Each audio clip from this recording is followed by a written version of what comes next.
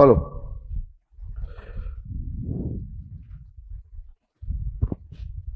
Very good morning, all of you. So, yesterday we left at perquisites, okay? Today we are going to finish. We'll try to finish the things before the break, and before the break only we'll try to start with the new chapter, PGBP, okay, no? Now pay attention. See, 17 subsection 2 talks about perquisites. Yes or no? We have done rent-free accommodation. We have done accommodation at concessional rent. Few prescribed benefits or amenities are there, like motor car facility, domestic servants, gas, water, electricity, educational facility, and then free or concessional tickets. We have completed these things also. Yesterday we completed that employee's obligation met by employer. Now in this clause number 4 now, there is one important thing which I would like to discuss with you. Okay, pay attention. Now this employer is there and this is the employee. Employer is paying what? Salary. Employer is paying. This salary will contain two types of payments. One is monetary and second is non-monetary. Salary will be of two types, monetary and. Now see, the non-monetary salary is there. Non-monetary salary meaning what? Non-monetary salary meaning accommodation is given, motor car facility is given, servants etc. given. Yes or no? Meaning this is an amount which does not come in the hands of employee, but still it is treated as salary and taxable as income in the hands of the employee. Okay. So for example, if I say salary was 10 lakhs, monetary payment was 8 lakh and non-monetary payments were. So this 2 lakhs, even if not coming in the hands of the employee, still the employee has to pay income tax on this 2 lakhs. So what employee said, employee is not happy with this. He is getting just 8 lakh rupees in the hands, but he is paying tax on 10 lakh rupees, meaning that 2 lakh rupees which is not coming in his hands, still he is liable to pay tax on that 2 lakhs. So what he is telling his employer, that employer, instead of giving me benefits worth 2 lakhs, give me 2 lakh rupees salary in cash. I will take care of my accommodation. I will take care of my motor car, servants, etc. Don't provide these benefits to me, because if you are providing these benefits, the value of these benefits amounting to rupees 2 lakhs is getting taxable in my hands. Yes or no? So instead of that, give me 2 lakh rupees cash salary. Now to avoid, see, if the employer will agree to this, the 2 lakh rupees outflow will increase in the hands of employer. Employer will have to, pay 2 lakh rupees cash. So it will increase the outflow in the hands of employer. So what the employer does, employer says that, see, instead of giving you 2 lakh rupees cash, why you want 2 lakh rupees of cash? Because this 2 lakh rupees not coming in your hands and still considered as your salary, and on this you are supposed to pay tax. That is pinching you. That is why you are asking for that 2 lakh rupees cash salary. No, don't worry. On this 2 lakh, whatever tax you are liable to pay, that tax is your liability, your obligation. Yes or no? Because it is a tax on your income. So you are liable to pay this tax. Don't worry. It will be paid by myself, paid by employer. Possible? Yes or no? So tax on the non-monetary perquisites of the employee, paid by the. Don't you think that this was the obligation of the employee met by the employer? So this should also be treated as perquisite under clause 4. Yes or no? But there is one section under section 1010C, sorry, 1010CC, under section, this income of the employee, this is as good as income for the employee because it is a benefit flowing from the employer. Yes or no? This will be taxable. No, this will be fully exempt for whom? For the employee. So in the hands of employee, what will happen? In the hands of employee, what will happen? This will be taxable or this will not be taxable? This will not be taxable because as per section 1010CC, it is fully exempt. Yes or no? Now, if we talk in the hands of the employer, employer is having an outflow. This tax will be paid by whom? Employer. So isn't it an expense in the hands of the employer? So whatever tax which is paid by the employer shall not be allowed as what? Deduction under the head PGBP. Why? Since it is disallowed as per the specific provision given under section 40 clause A subclause 5. So in the hands of employer, the tax paid by him on the non-monetary perquisites, non-monetary salary of the employee, which is his expense, it will not be allowed as a deduction. It will be disallowed. And in the hands of the employee, even if it was his obligation met by employer, it will not be taxable. It will not be taxable in the hands of employee since it is fully exempt under section 1010CC. Yes or no? So if I ask you, tax on non-monetary salary of the employee paid by the employer, what will be the tax effects in the hands of employee? Fully exempt. As per which section? 1010CC. What will be the tax effects in the hands of employer? It will be disallowed. It will not be allowed as a deduction under the head PGBP. As per which section? 40A5. Yes or no? Yes or no? This was a small important discussion which was remaining yesterday. Okay. So this also I have completed. Now see.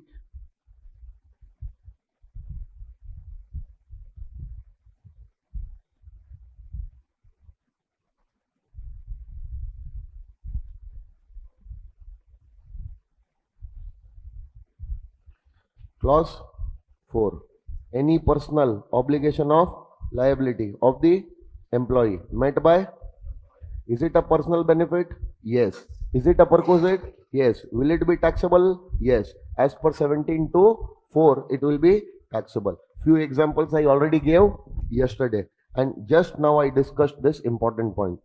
Employer paying salary to the employee, monetary as well as non-monetary. Non-monetary salary is the income of the employee on which the tax liability is paid by the employer. Employer cannot take the deduction under PGBP head, and even if it was employee's obligation met by employer, it will be fully exempt under section 1010CC. Okay. Now let's come to clause 5. See, if the employer is making the payment of premium, employer is making the payment of premium on life insurance policy or annuity policy of the employee.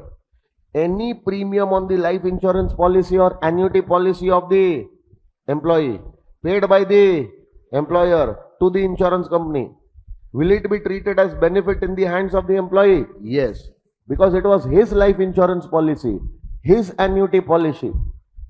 On the policy of the employee, life insurance policy or annuity policy of the employee, the premium was supposed to be paid by employer, but premium was supposed to be paid by employee. But as per the employment contract, the employer has agreed to pay that premium to the insurance company. So that premium was payable by whom? It was payable by the employer. So whatever premium which the employer will pay to the insurance company for his employee will be treated as benefit in the hands of the, and this benefit will be taxable as perquisite under clause 5. Under clause. So what will be the taxable amount here? The amount of premium payable by the employer will be the taxable amount in the hands of employee. Will you remember this? Clause number 5, done. Now coming to clause number 6. Clause number 6 says that if the employer is giving sweat equity shares or he is giving securities under ESOP to the employee, either he will give it free of cost or he will give it. Is it a personal benefit happening in the hands of employee? Yes. Yes or no? This personal benefit will also be taxable for the employee as per section. This is also treated as perquisite. So now how much amount of this perquisite will be taxable? How much amount of this perquisite will be? Simple. Taxable value will be determined in the following manner.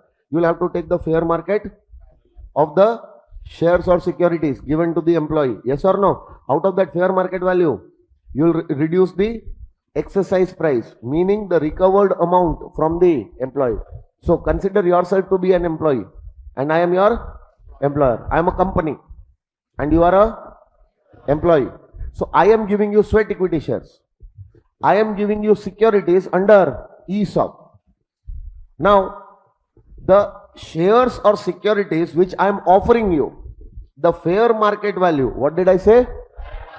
Of those shares and securities was 1400, example. Now this fair market value has to be checked as on which date? As on the date of exercise of option. Meaning the option will be given because you have fulfilled certain conditions. So you are now eligible to get what? Sweat equity shares or securities under ESOP. By satisfying certain condition, you became eligible. Now whenever you exercise the option, the employer will give you sweat equity shares. The employer will give you securities under ESOP. Now, you are exercising the option on a particular date. For example, you are exercising the option on 15th of March 2025. As on the date of exercise of option, meaning 15th of March 2025. What is the fair market value? What is the of the shares or securities? It is 1400. That fair market value you are supposed to take to value the perquisite. Yes or no? Now for these shares, whenever you will exercise the option, the employer will recover 100 rupees per share. 100 rupees. So how much is the shares worth? 1000 and? But how much the employer is recovering? So how much is your benefit? This will be taxable as perquisite. This will be taxable as. Will you remember this? Everyone. But always check the fair market value. Always check the fair market value as on the date of. So for the purpose of valuing perquisite under clause 6, the taxable value will be determined on the basis of fair market value as on the date of exercise of option. Now see, the option was exercised. At that time, the fair market value was 1400. The employer is taking how much from you? So 1300 is your benefit. Yes or no? Now these same shares are sold by you later on.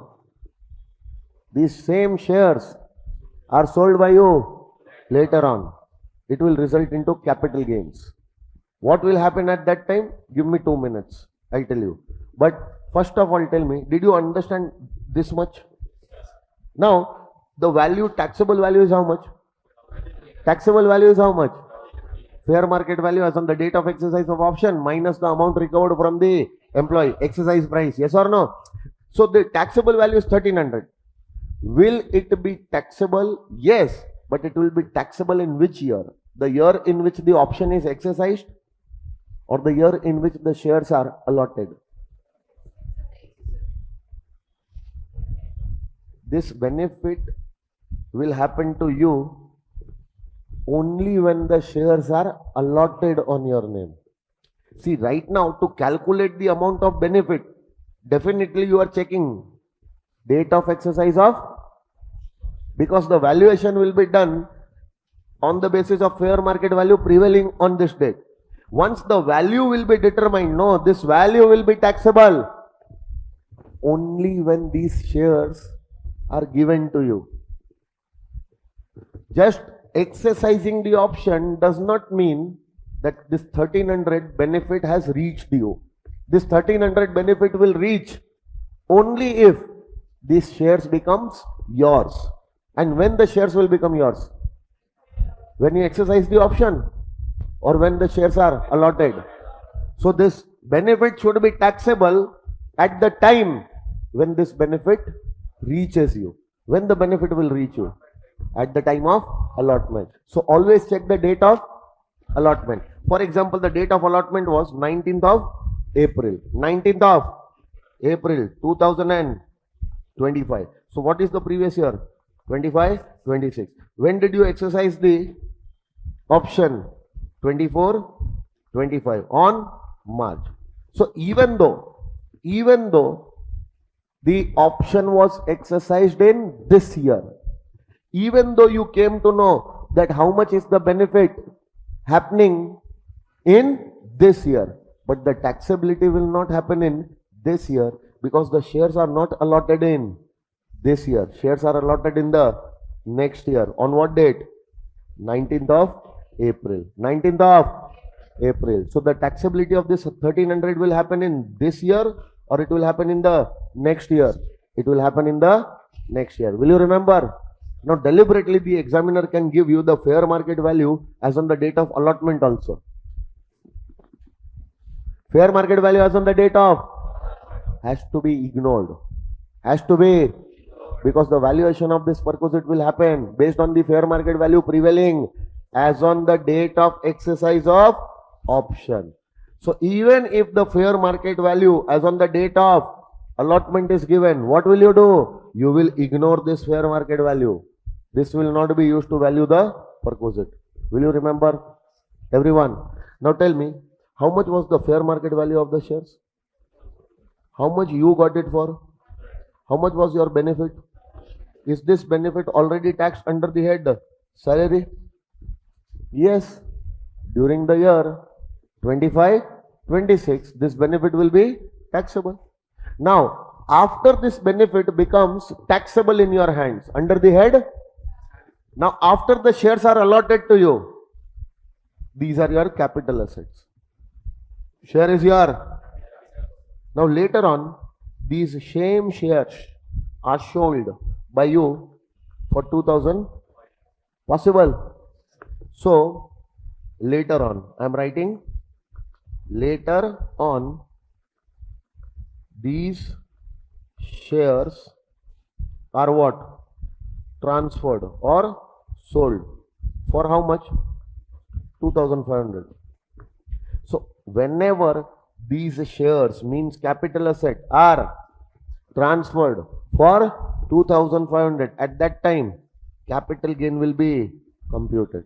What will be computed? So to compute this capital gain, you will take the selling price as full value of consideration. Yes or no? Minus transfer expense, net consideration minus cost of. What will be the cost of acquisition of these shares? The cost of acquisition normally is actual cost. Normally is. And how much was your actual cost? It was only 100, because you acquired the shares by giving only 100 rupees, no? So how much will be your capital gain? 2400. Yes or no? But wait, if you will do like this, no, what will happen? The 1400, out of 1400, the 1300 which is getting taxed in the form of perquisite under the head, that is going to be taxed again in the form of what? Capital gains.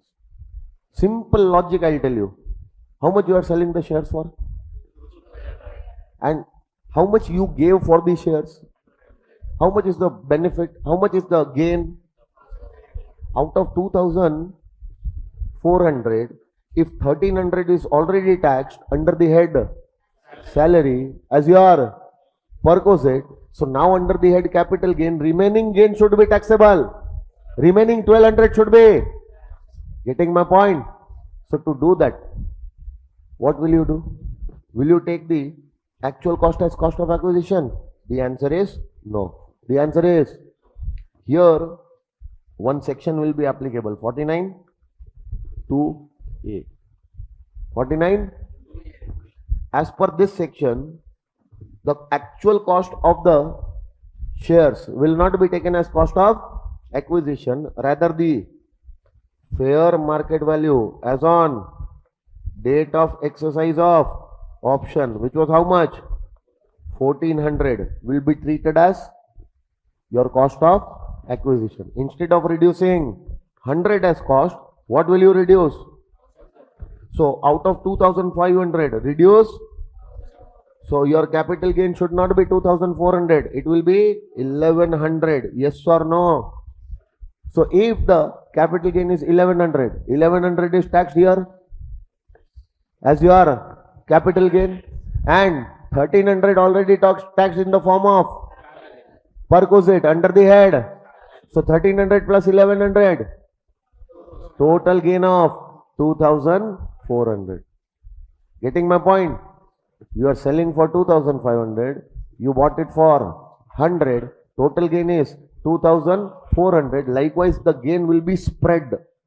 Some gain will be taxed under the head salary, will be taxable as your perquisite, and some gain will be taxed in the form of your capital gain.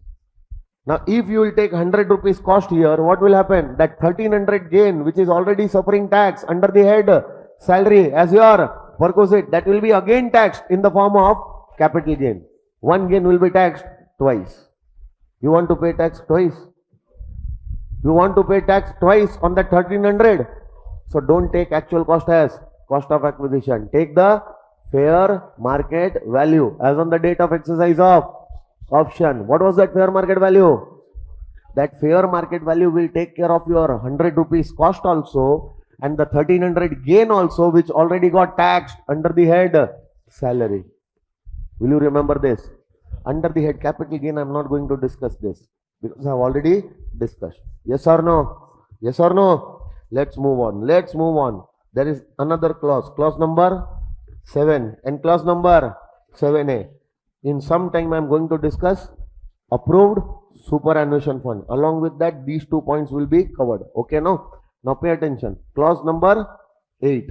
Clause number, there are certain notified fringe benefits or amenities. Fringe benefits are meaning non-monetary benefits or amenities which are notified. For clause, value of those notified benefits will also be taxable in your hands as your perquisite. As your, so value of what? Value of notified fringe benefits. Value of will be treated as your perquisite and will be taxable under the head. But how the valuation of these benefits will be done? The valuation will be done as per Rule 3.7. Rule 3.1, accommodation. Rule 3.2, motor car facility. Rule 3.3, domestic servants. Rule 3.4, gas, water, electricity. Rule 3.5, educational facility. Rule 3.6 talks about free or concessional tickets. And Rule 3, Sub-Rule 7 will talk about that how to determine the value of these benefits. Okay, determine this value, and this value will also be treated as your perquisite, and it will also be taxable under the head salary. It is given in clause number 8. Now, what are the benefits? First one is interest benefit. Second one is traveling, touring and accommodation. Third one is meals. Fourth one is gift. Fifth one is credit card facility. Next one is club facility. Next one is use of movable asset. Next one is sale or transfer of movable asset by the employer to the employee at concessional rate. And last one is any other benefit, facility, amenity, service, etc. Getting my point? So now out of these, the points which I have highlighted, valuation, if the valuation will be asked, it will be asked for only these perquisites which are highlighted. Yes or no? And sometimes they don't tell you to value these perquisites also. They will directly calculate the value on their own. They will tell you Let's see, interest benefit. What? Interest benefit. Taxable value is this much. In the question only they will tell you what is the taxable value. Pick up that value, show it taxable under the head salary. Done. They will tell you credit card facility given by the employer, valuing 10,000 rupees. So what was the credit card facility? Is it your perquisite? Yes. The value is taxable. The value is given in the question, 10,000. Pick up that value and show it taxable. That's it. Getting my point? But sometimes you will be involved in calculating these values also. Yes or no? So which values you will calculate? Interest benefit. What? Simple, very simple. Your employer is giving you loan. Either the loan is without interest or the loan is at. So loan can be at or it can be at without interest. Yes or no? Who is giving that loan? To whom? Now don't you think employee will save interest? He could have paid interest to outsider if the same loan was taken from outsider, from any bank. He would have taken the loan, he would have paid higher interest. But is he paying any interest? No. Is he paying interest? Yes, but he is paying very less interest because the loan was taken from. So how much interest he is saving by taking the loan, such type of loan from the employer? That interest which he is saving by taking this loan from the employer, that interest saved is known as interest benefit. Yes or no? That interest benefit will also be taxable in the hands of employee as perquisite. Yes or no? Now apply some common sense. Common sense you are supposed to apply. How will you calculate? How will you calculate the taxable value? Hello? Apply some common sense, no? You have to calculate the interest benefit. That interest benefit is your perquisite. Yes or no? And that interest benefit, value of that interest benefit is taxable. Apply some logic. Loan into rate which you are supposed to pay if the loan would have been taken from any bank, minus same loan multiplied by rate which you are actually paying to employer, will give you interest which you are actually paying, will give you the interest which you should have paid. Interest which you should have paid minus the interest which you are actually paying will give you the interest which you are saving. Hello, sir. So now do one thing. Calculate the interest benefit in percentage only, no? This is the interest which you should have paid to a bank. And this is the interest which you are actually paying. Can I say this is the benefit in interest? So, for example, the rate of interest which you should have paid to the bank was 12%. Was? And the rate of interest charged by the employer is only 5%. Yes or no? On this loan, how much you should have paid? 12%. But how much you are actually paying? So how much the exact benefit is there? 7% benefit on this loan. Apply that rate of 7% benefit. 7% is what? Benefit in interest rate. Yes or no? Apply that 7% on the amount of loan. You will get the interest benefit. But remember, this interest benefit you are supposed to calculate on a monthly basis. Why monthly? Because the loan amount will not remain same. It will keep on changing because of repayments. Repayment will happen every month, no? So this month repayment will be done, the loan amount will change. Loan amount will reduce. Again the next month repayment will be done. So the loan amount will not remain same, loan amount will come down. Yes or no? Every month if the repayment is going on, then every month the loan amount will change. So every month interest will be saved on the new loan amount. Getting my point? See, if the repayment happen once in a year, then the loan amount remains same throughout the year, all the months. Yes or no? Then calculate for full year. Because loan amount outstanding as on the last day of each month. You are supposed to take the loan amount outstanding as on the last day of each month of your previous year. Yes or no? If this loan amount outstanding as on the last day of each month keeps on changing because of the loan repayment, you have taken the loan from the employer and every month you are repaying some loan.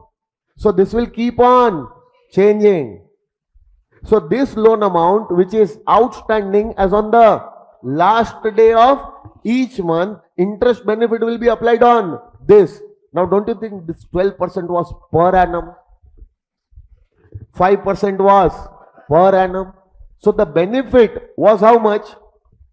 7%. This is not the benefit for 1 month. This is per annum. If the per annum rate you are applying here, so the interest calculated will be for full year. You want to calculate only for, so into 1/12. You will get the interest benefit for 1 month. Now next month, again some repayment will happen. After considering that repayment, what was the loan amount outstanding as on the last day of that month? Yes or no? Multiplied by interest benefit. Again multiplied by 1/12. Now next to next month, again some repayment will happen. Loan amount will change. Now you will check the loan amount outstanding as on the last day of that month. Yes or no? Multiplied by interest benefit. Multiplied by 1/12. This way you are going to calculate for each month. Yes or no? And now interest benefit calculated for each month has to be added. That is the total interest benefit for the full year. Will you be able to calculate like this? Yes or no? Now to calculate the interest benefit, you took the actual rate of interest which your employer is charging. This is the interest which you are actually paying. How much you should have paid? How much is the reasonable interest you should have paid? 12% is the rate of interest charged by employer or outsider? Outsider means any bank. If the same loan was taken by you from any bank, so how much the rate of interest the bank would have charged? Now, this rate which you are going to take as the reasonable rate of interest which you should have paid will be of which bank? Because there are many banks. ICICI Bank is also there, HDFC Bank is also there, Punjab National Bank is also there, Bank of India is also there, Canara Bank is also there. Yes or no? Many banks are there. You could have taken the same loan from any of those banks, but those banks will not have same rate of interest. For example, for your child's, education, for your son's education, you have taken a education loan. Your employer has given that loan for 5%. So your employer is charging how much interest? But if that same education loan you would have taken from bank, how much the bank would have charged? So you are going to HDFC Bank. HDFC Bank is saying that we are going to charge 12.85%. How much? You said it is too much. Then you go to Punjab National Bank. Punjab National Bank is saying we are going to charge 11.9%. Then you go to another bank. Then you go to another bank. Every bank you will go, no, the rate of interest charged by every bank will be different. So, the rate of interest charged by which bank should be considered as reasonable? Should be considered as, ignore all the banks. Consider SBI. This is the only bank on which the government, government has a trust. SB, because this is a bank which is publicly held. Government has the majority stake in this bank. You remember or not? Hello? So this is the only bank which can give you loan at reasonable rate. SBI. SB. And if the same loan would have been taken from SBI, how much interest the SBI would have charged on this loan? That is nothing but reasonable rate of interest. So SBI's prime lending rate of that loan. SBI's prime lending rate of that loan as on the first day of the relevant previous year will be treated as reasonable rate of interest. So from the examination, you will go outside in SBI to inquire about this, or this rate will be given in the question. Rate will be given in the question. SBI's rate, prime lending rate as on the first day of the relevant previous year. Yes or no? For which you are calculating what? Interest, benefit. Getting my point? And this reasonable rate minus what? This will also be given in the, and how much loan you have taken from the employer, and from that how much amount is outstanding. That will also be given in the, you just have to arrange the information in this order. You are going to get interest, benefit. Hello sir. Now two important things you remember. Number one, if the employee has taken loan, if the employee has taken and the aggregate amount of this loan taken from the employer is less than or equal to 20,000. Am I talking about interest or I am talking about the loan amount? Bloody, your loan amount itself is not more than 20,000. Now on that loan amount, interest benefit, even if interest benefit is there, will it be too much or it will be a very small amount?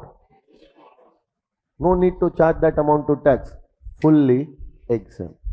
So any interest benefit arising on loan, arising on whose aggregate value is 20,000 or less, that interest benefit will be fully exempt. No need to calculate also. Did I say single amount of loan or aggregate amount of loan? So you want to take a 50,000 rupees loan from your employer. So if you take 50,000 directly, hello, is the amount of loan more than 20,000? Yes, interest benefit will come and it will be taxable also. But instead of taking one loan of 50,000, you took two loans, 20,000 and 30,000.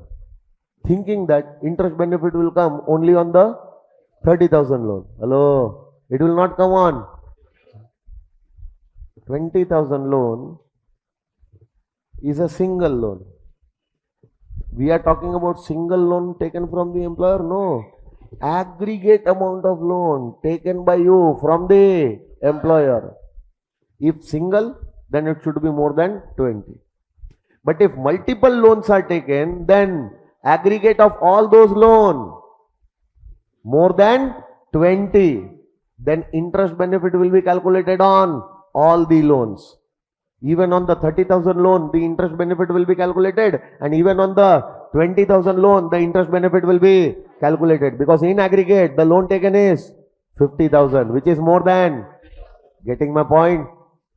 But what if only single loan is taken and the amount of loan is 20,000 or less? Will there be any interest benefit? No. No interest benefit. It will be fully exempt. Yes or no? What if multiple loans are taken and the total of all the loans is 20,000 or less? Still, the interest benefit will be exempt. Yes or no? Now, if the employee has taken a loan from the, loan can be taken for any amount. Loan can be taken for, the loan can be 5 lakhs, the loan can be 10 lakhs, the loan can be 20 lakhs, the loan can be 50 lakhs, any amount of loan. But if the loan is taken for treatment of specified diseases, treatment of, you want to become a doctor or a chartered accountant, so no need to remember the names also of the disease. In the income tax rules, there is a specific rule. In that rule, the names of diseases are given.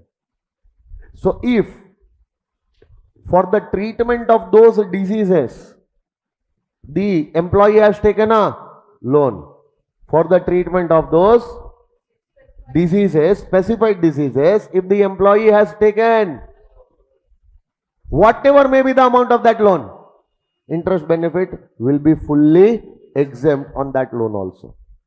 Because that loan is not provided to give you personal benefit, that loan is provided in the form of help, to help you in such situation.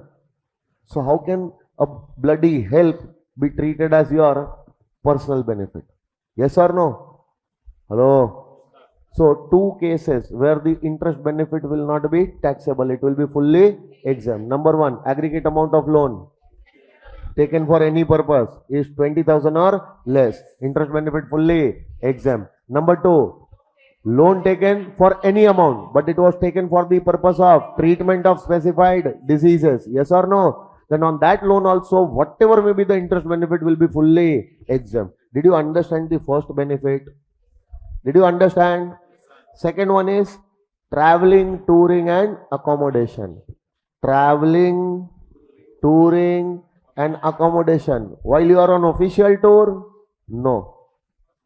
When you will be on official tour and the traveling, touring, accommodation will be provided by the employer, that is not a benefit of personal nature. That is official benefit.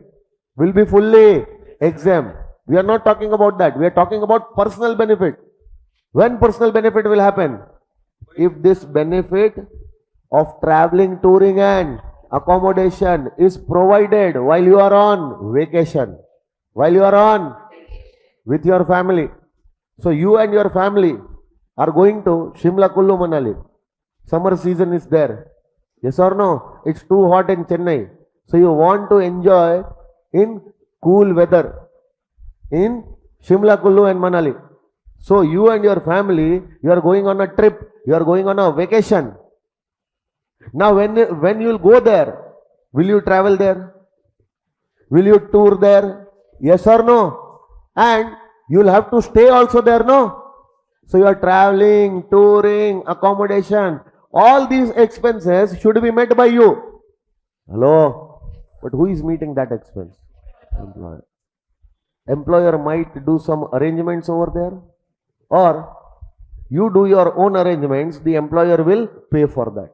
Is it your personal benefit? Yes or no? Fully taxable. Fully. How to determine the value? No need to determine also. The value will be given in the question. Pick up that value and show it taxable. Will you remember this? Everyone. Now see, if you are going on official visit, so whenever you will go for official visit, for example, for 7 days, the company has sent you to Gujarat for some official work. Yes or no? A new factory has to be set up in Gujarat. So, for that site visit, to meet the vendors, yes or no? To look at how the work is going on, the company has sent you for official work to Gujarat. And it will take 5 to 7 days. So for 5 to 7 days, you will have to travel, you will have to tour, you will have to stay there, yes or no? All these expenses met by employer. So is it a traveling, touring, accommodation facility provided by the employer? Yes. But it is provided while you are on official tour. So the benefit is not of personal nature, benefit is of official nature. It is not treated as perquisite. Whatever benefit arising will be fully exempt. Taxable value will be nil. Yes or no? Now let's talk about meals. Let's talk about meals means food, including non-alcoholic beverages. Alcohol, no. Alcohol provided, full personal benefit, fully taxable. I'm talking about non-alcoholic beverages. Non-alcoholic beverages means soft drinks, buttermilk, lassi. All these are non-alcoholic beverages. So food is provided maybe with non-alcoholic beverages or without non-alcoholic beverages. So the meals are provided. What is provided? Who is providing? And who are you? So the meals will be provided by the employer inside the office premises during the office hours. So the meals which are provided inside the office premises during the office hours, maybe through a caterer. Hello? The caterer will be bringing meals from outside, and those meals are served in the office. Yes or no? Or maybe there will be a canteen only. In your organization, there might be a canteen only. So in the canteen, the food is cooked. Go and eat in the canteen. Or we don't have a canteen, don't worry. We'll engage an outside caterer. He will cook and he will bring the food, and that food will be provided to you. Yes or no? Or sometimes it might also happen that there is no canteen. There is no caterer engaged to give you meals, to give you food. So what will happen in that case? The employer might give you food coupons, Sodexo coupon and something like that. Have you heard about Sodexo coupons and all? So coupons will be provided, food vouchers. Go and eat in any nearby restaurant of your choice, worth rupees this much. The amount will be printed on coupon. Getting my point? So for example, the food which is provided inside the office or outside through vouchers, that is covered here. Meals. Yes or no? Whether the food is provided inside the office through caterers or canteens, or it can be provided outside also through vouchers. You are not supposed to pay anything for that. Or even if you are supposed to pay anything, that amount will be very less as compared to the cost of that food. So cost per meal, you are supposed to check the cost per meal. If the meal is provided, so per meal, what is the cost of that meal which the employer has to bear? That is your benefit. Yes or no? If that cost per meal is 50 rupees or less. 50 rupees or, so how much is your benefit?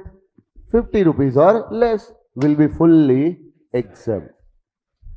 But what if the meal provided to you, the cost of that meal to the employer is 120 rupees. So what is your benefit? 120. But out of that, 50 rupees will be exempt and the balance 70 rupees will be taxable. Yes or no? But that entire 70 will not be taxable. Why? Because the employer might be recovering some amount per meal. For example, the employer is saying that we will provide you lunch. We will provide you lunch. Per lunch, we will incur a cost of rupees 120. How much? You are just supposed to pay 50 rupees. Sorry, 40 rupees. How much? So how much you are going to give me? Give me 40 rupees per meal. I will give you a meal worth 120 rupees. Yes or no? So what is the cost of the meal which is provided to you? 120. Out of that 50 is exempt, no? How much is taxable? But out of that 70, this 40 is recovered. Minus. How much is the balance? 30 rupees. That will be taxable. Multiplied by number of meals provided during the previous year. Because this is the benefit for one meal. Multiplied by number of meals, number of days for which the meals was provided. So for example, if one meal is provided throughout the year for all the working days, multiplied by 300. If no days are given in the question, multiplied by 300 days, because 300 days are working days. Yes or no? But if the examiner says that the meal was provided during 225 days, so you went to office during the full year for 225 days, this meal was provided, whose cost was 120, for which 40 rupees was recovered. So how much is the benefit for this meal? 120. But out of that, 50 is exempt. How much is taxable? 70. But out of that also, 40 is recovered. Minus 30 will be taxable. But that 30 will be taxable for 225 25 days during which the meal was provided, multiplied by 225. Yes or no? So what is 30 into 225?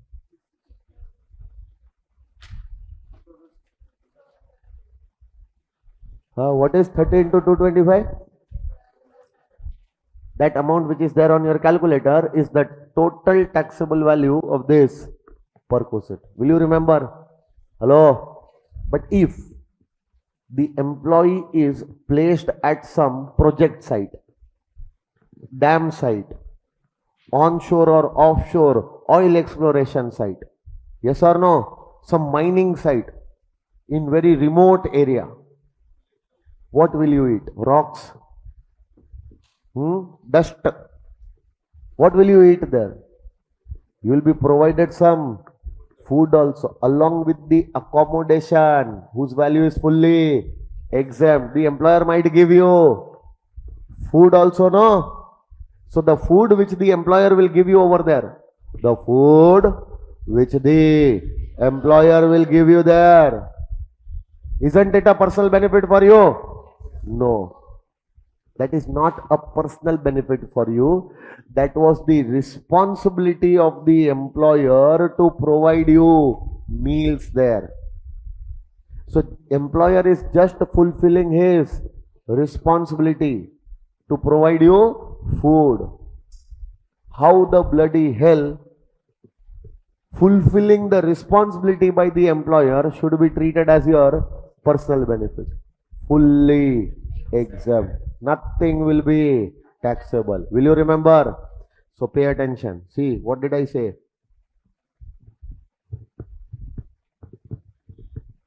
Food and non-alcoholic provided by, to the cost is incurred by. So how much is the cost? How much is the cost? Up to? Will be fully. And if the cost is more than, then it will be up to 50 per meal. It will, and excess amount will be. Now out of that excess amount, recovery will be made. That will be reduced. So this will be the final taxable amount multiplied by number of days. This is finally taxable. And if the number of days for which the meal is provided is not given in the question, then take 300 working days. For it will be a assumption and provide a note for that. Yes or no? Now see, if the meal is provided through vouchers, you are going to do the same thing. Through vouchers also, if the meal is provided, you are going to do the same thing. Now instead of giving you food costing rupees 120, the employer might give you 120 rupees voucher for every day.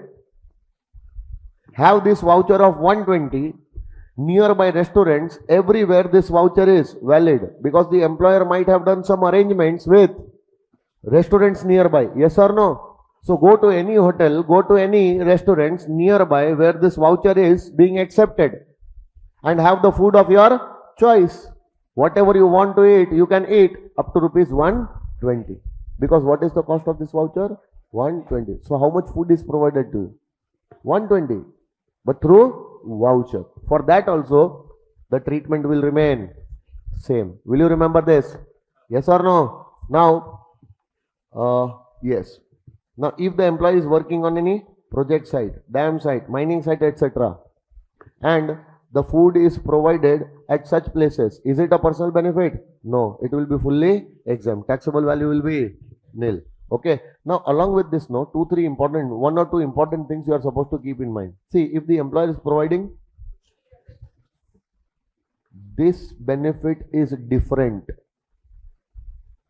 This is about food and non-alcoholic. Sometimes in between. See, lunch time is there. You will have lunch. Dinner time is there. You will have. So that time the proper meals which are provided, no proper meals. This is a perquisite about proper meals. Yes or no? But refreshments is different. Tea, coffee, snacks, samosa, hello. Then There are lot many things which the employer might give. Yes or no? Muruku and all. So no, all these things might be provided in the office. Because see, what happens now? By 1 o'clock or 1:30, you have your lunch. After having lunch, no, beautiful sleep.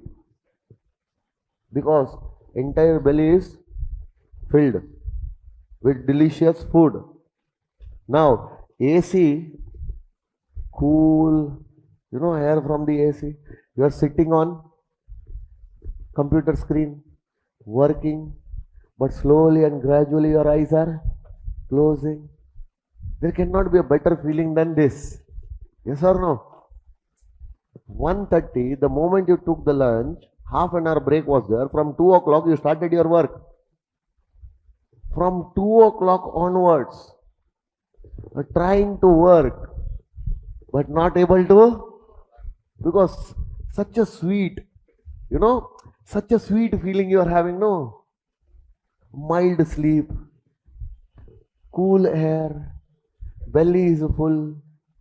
So you're trying your level best to stay awake. That let me keep myself awake, I have to work. You're not able to work. 1 hour will go. 1.5 hour will go. Employer is watching. What the bloody hell this fellow is doing? Do something to wake him up. Otherwise he is not going to. So immediately, chai, tea will come. Coffee will come. Yes or no? Some snacks to munch. Because see, if I take coffee or if I take tea alone, no, acidity problem. So don't worry, biscuits will be provided, some snacks will be provided. But bloody keep yourself awake. You are supposed to work. You are not here to sleep. Yes or no? So some refreshments might be provided in the office. Now on these refreshments like tea, coffee, snacks, etc., I am not talking about snakes. I am talking about snacks. Yes or no? Tea, coffee, snacks, etc. This is also a benefit which is provided by and the cost of the refreshments is incurred by so who is having refreshments? Employee.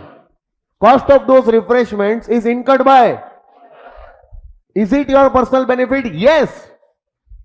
But how much personal benefit will happen to a single employee, no, out of this cost incurred cannot be ascertained.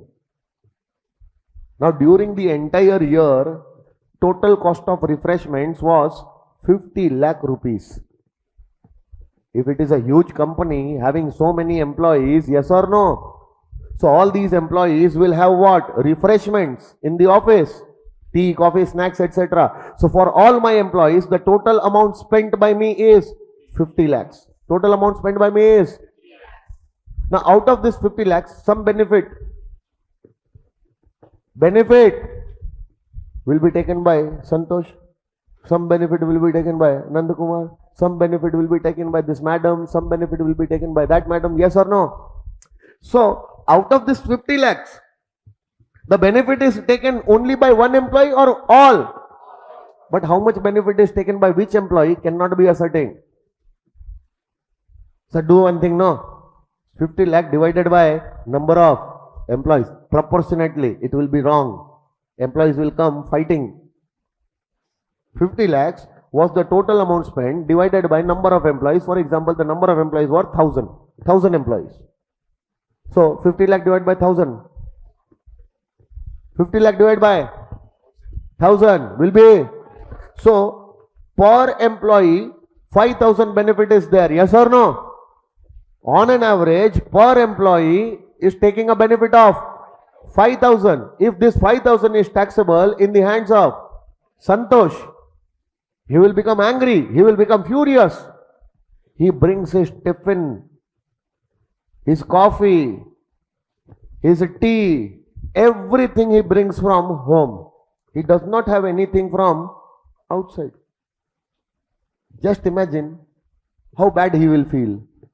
That bloody I did not take a single sip of coffee. I did not eat a single biscuit provided by the employer, still the benefit amounting to 5,000 for that is getting taxed in my hands. Yes or no? He will go and fight with the income tax department for this petty issue. Hello? But this Nand Kumar will be very happy. Why? Because throughout the day, 10 teacups, 5 biscuit packets, he keeps on refreshing himself. He must have taken the benefit worth 20,000-30,000 in a year. But how much is charged? Only 5,000. Just imagine, these kind of employees will become very happy. So it is absolutely, insane or illogical to divide that entire amount into number of employees proportionately. No. Because it is not necessary that an employee would have taken that benefit only, which is proportionately apportioned to him. Yes or no? So what the income tax law says, that it is next to impossible to determine that how much out of 50 lakhs, how much benefit is happening to an individual employee cannot be ascertained. So in the absence of that, exempt the benefit fully. Whatever is the benefit will be fully exempted. Yes or no? Hello, sir. So this was about refreshment. Yes or no? Now, if your employer is giving you a fixed amount per month, you are an employee, your employer is giving you fixed amount per month to have food or meal on the name of food or tiffin, it will be fully. There is no exemption of 50 rupees per meal or something like that. Yes or no? Hello? Everyone? Praveen? Okay? Understood? So this is allowance, it will be fully taxable. It will be fully. Now out of this allowance, if some amount is spent for your food, amount spent out of this allowance will not allow you to take any exemption. Ignore this amount, because this allowance is fully taxable. Will you remember this, everyone? Now after that, can your employer provide you gift? Can your employer provide you gift? So if he is providing you gift can be in cash or it can be in kind. Gift can be in cash or gift can be in, if cash gift is there, it will be always fully taxable. Cash gift means some amount is given. 2,000 rupees given, fully taxable. 1,000 rupees given, fully taxable. Employer became happy. So what was your salary for this month? Salary for this month was 20,000. So he gave you 20,000 and he was very happy with you. He gave you 2,500 extra. You asked, why sir? You have worked very good in this month. No, I am very happy. This 2,500 is a gift from my side. Hello? Is it a monetary gift? Yes. Cash gift? Yes. It will be fully taxable. But sometimes the employer might give you gift instead of money, he is giving you some benefit. Yes or no? Like a watch is gifted. Hello? A gold chain is gifted. iPhone is gifted. Possible or not? So now the gift is coming in cash or it is coming in kind? The gift is coming in kind. But remember, it is not necessary that the gift will be given only to. It can be given to any member of his household also. So any gift given by the employer to the employee or any member of his household, if that gift is in cash, it will be fully taxable. But if that gift is in kind and the aggregate value of all those gifts in kind during the previous year is up to 5,000, it will not be taxable. Full stop. Rule becomes silent. Will you see single gift during the previous year or multiple gifts during the previous year? Aggregate value of all those gifts, whether it is given to you or your household member. Yes or no? So what is the aggregate value? of those gifts which are given in kind during the previous year to you as well as your household members. Aggregate amount of all those gifts during the previous year. If the total is not more than 5,000, the gift in kind will not be taxable. Hello, sir. Gift in kind will not be. If the aggregate amount of gift is 5,000 or less. 5,000 or less. What if that aggregate amount is more than 5,000? The rule is silent. So now, here again you have two possibilities. Remember yesterday only we did. If the reasonable cost of education in a similar institution is 1,000 rupees per month per child or less, then it is fully, then rule was silent. What if it is more than 1,000? The rule is not saying anything. What you did at that time? Two possibilities. Number one, either the entire amount is taxable or amount in excess of 1,000 can be taxable. Yes or no? That same logic you are supposed to apply here also. What did I say? Same logic you are supposed to apply here also. What if the aggregate amount of gift is up to 5,000? Not taxable. But if it is more than, now you have two options. Either it will be fully taxable or the amount in excess of 5,000, that excess amount will be taxable. Both the options are correct. Because you are not told in the rules that what to do in this situation. So whatever you are doing is correct. Getting my point? But wait. Both the options are correct. Now for example, if you have charged fully, the aggregate amount of gift was 20,000. How much? Entire 20,000 you have charged under the head salary. So you will write a note that in the above solution, the gift was more than 5,000. Aggregate amount of gift was more than. Hence the entire amount of gift 20,000 is taxed. Alternatively, the excess amount, that is 15,000, could have been charged, and in that case the taxable salary would have been this much. Yes or no? That small note you are supposed to give in your solution. Will you be remembering this? Yes or no? So this was your gift. Now see, whenever you talk about gift, no, one head comes in your mind. IFOS. Because gift is there in IFOS head. Yes or no? So if you have learned gift in IFOS head, so what is that gift? That gift is coming from any person other than your employer. So if the employer is going to give you the gift, gift from employer will be covered under the head salary only. Under the head, if it is in cash, fully taxable. If it is in kind, yes or no? Up to 5,000 not taxable, more than 5,000 taxable. Either fully or excess. Got it, sir?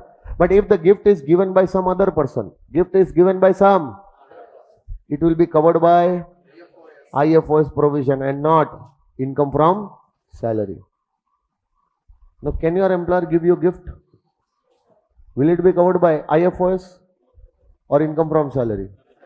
Gift from other persons will be covered by IFOS. Those provisions are given in 56 to 10. Very soon we are going to do these provisions also. Yes or no? Important part of IFOS chapter that we are going to discuss. Okay. Now pay attention.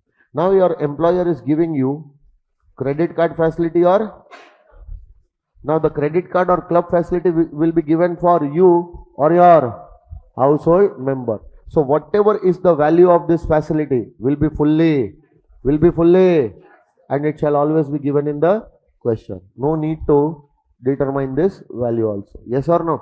Now, if movable asset is given by the employer for use, employer is giving you asset. What type of asset? Do you remember? Yesterday only in accommodation, furniture was given. Yesterday only in motor car facility, motor car was given. What is furniture? What is motor car? Movable asset. Transferred to you. Ownership given or given for use. What was the benefit at both the places? 10% per annum of the actual cost of that asset If that asset was owned by the employer, yes or no?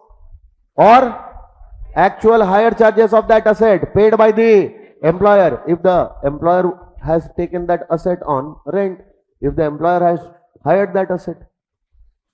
Either the actual hire charges paid by the employer or 10% of the actual cost, as the case may be. That is your benefit, that is taxable for you. Yes or no? So for any movable asset, whether it is furniture, whether it is motor car, whether it is AC, fridge, washing machine, motorcycle, any type of movable asset given by the employer to the employee for use, the benefit remains same, 10% per annum of the actual cost of that asset to the employer, or actual hire charges paid by the employer, whichever is higher, whichever is lower, or as the case may be. If the asset was owned, the benefit will be 10%. Then actual hire charges will not come. Hello? And if the asset was taken on hire, then hire charges will come and 10% will be ignored. Getting my point? Any movable asset. What did I say? Any movable asset owned by employer, then it is 10%, taken on hire, then it is actual hire charges paid by employer. Now whenever you are charging this amount, whenever you are charging this, there is a possibility that employer might have recovered some amount for use of this asset. So this is the benefit given to you, this is the benefit given to you. Now out of this benefit, some amount is recovered. Should that amount be taxable for you, or it should not be taxable for you? So remove the amount of recovery, the balance amount will be taxable. Yes or no? Will you remember? Now tell me one thing, computer and laptops, computer and immovable asset or movable asset? Even the computer or laptop can be given for use. Hello? Don't apply this logic. If the computer or laptop is given for use, then the benefit arising will be fully exempt. Reason is very simple. It is very difficult to ascertain that how much use of computer is for personal purpose, how much is for official purpose. Getting my point? All other assets given for personal use, yes or no? You will be able to determine. But what if computer or laptop is given? You are going to do some official work also on that computer or laptop, and you are going to use that computer or laptop for your personal purpose also. Yes or no? For entertainment all. So it will become very difficult to determine that how much use, how much benefit is towards official use and how much benefit is towards personal use. So we don't want to do any, arguments with you. Save your time and our time. We are going to exempt this benefit fully. So if computer or laptop is given for use, if computer or laptop is given for, the entire benefit is fully exempt. But any other movable asset is given for use, then the benefit will be taxable like this. Yes or no? Will you remember, sir? Next one. Now if the movable asset is used for, in that only I am continuing. If the movable asset is used for, so from 1st April 2024 till 31st March 2025, for the full year the asset is used, then entire 10% will be taxable, or higher charges of entire year will be taxable, because you are using the asset for full year. For example, the actual cost of the asset given by the employer, actual cost was 1 lakh. How much? So take 10% of that. How much is the benefit? 10,000. 1 lakh into 10%. How much is the benefit? 10,000. That 10,000 is what? Calculated at, and this 10% is, this is very important. Now the benefit which you have calculated is 10%. 10,000 is 10%. That 10,000 is per annum benefit. That 10,000 is. So if you are using the asset for full year, that 10,000 is taxable. because that is full year benefit. Now what if you are using the asset from July to March? July to how many months? 9 months. How much will be taxable? Entire 10,000. Entire 10,000. That 10,000 is the benefit for the full year.